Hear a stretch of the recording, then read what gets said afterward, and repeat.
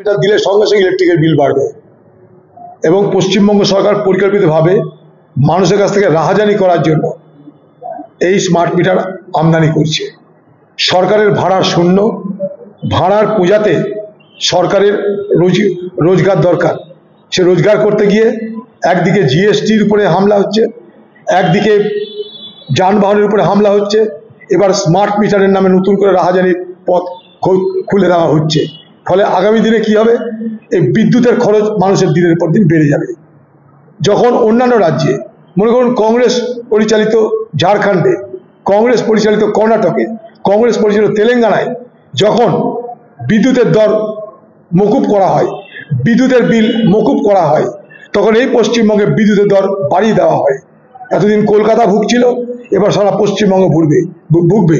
আমরা চাই যে পশ্চিমবঙ্গের সরকার মানুষের আর্থিক দুরবস্থার কথা ভেবে বিদ্যুতের যে দর, সেই দর মকুব করুক এবং বিদ্যুতের বিলকে তারা মকুব করুক, যেমন ঝাড়খণ্ড করেছে, কর্ণাটক করেছে, তেলেঙ্গানা করেছে।